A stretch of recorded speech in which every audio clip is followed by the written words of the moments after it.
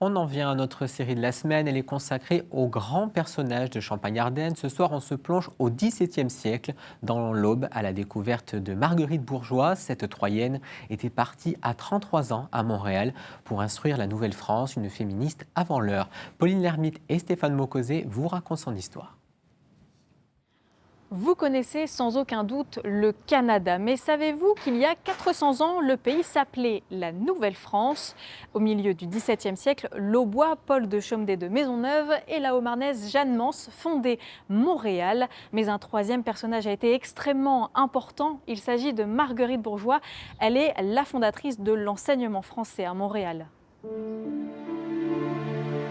Marguerite Bourgeoys est née le 17 avril 1620 à Troyes et baptisée le même jour à l'église Saint-Jean-au-Marché.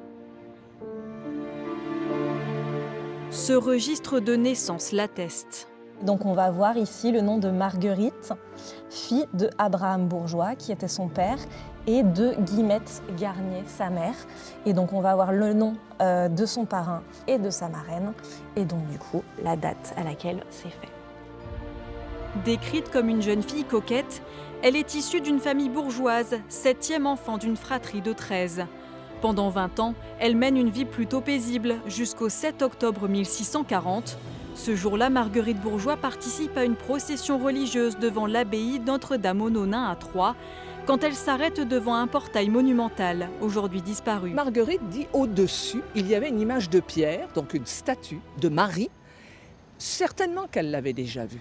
Mais là, ce jour-là, choc, elle est touchée par cette belle statue et c'est là que tout change dans sa vie.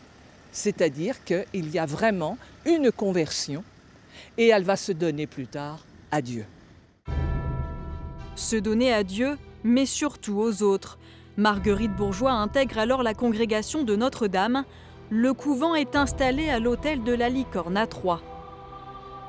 La spécificité de cette congrégation, c'est qu'elle est dédiée à l'éducation des femmes et des jeunes filles plus particulièrement. Et à l'époque, en fait, c'est vraiment novateur puisqu'avant, c'était juste les jeunes garçons. Et ici, ça va être la première fois qu'on développe un enseignement pour les jeunes filles, donc qui va être manuel, la couture, l'écriture, pouvoir compter. Et évidemment, le côté religieux, les deux sont indissociables à l'époque et durant longtemps. Marguerite Bourgeoys fait de l'éducation collective et sans châtiment la base de son enseignement. C'est d'ailleurs pour son œuvre qu'elle est invitée par Paul de Chomedey de Maisonneuve à le rejoindre en Nouvelle-France.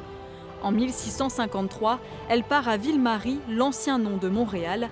5 ans plus tard, elle crée la première école de la ville pour instruire les colons français et les autochtones et fonde en parallèle une nouvelle congrégation de Notre-Dame. Marguerite Bourgeoys, ça a été la première féministe en fait. Et elle voulait enrichir, ennoblir le rôle des femmes. Elle a voulu enseigner à ces jeunes filles, donc la culture gratuitement, la culture générale et spirituelle, mais également la culture d'économie domestique, ménagère, quotidienne, pour leur permettre d'avoir les moyens de survivre en cas d'incident de la vie. Aujourd'hui encore, la congrégation continue d'exister. Preuve que la première institutrice de Montréal reste une figure essentielle pour les Canadiens. Elle a apporté avec elle des valeurs, non seulement scolaires, mais des valeurs humaines, des valeurs de partage, d'entraide, où l'individu peut se dépasser. Donc ça, c'est des valeurs très importantes qui étaient déjà chez Marguerite Bourgeoys et qui, pendant les 350 ans d'histoire de la communauté, ont perduré. Marguerite Bourgeoys décède le 12 janvier 1700. Presque 3 siècles plus tard, en 1982, elle est canonisée par le pape Jean-Paul II. Marguerite Bourgeoys française devient la première sainte canadienne.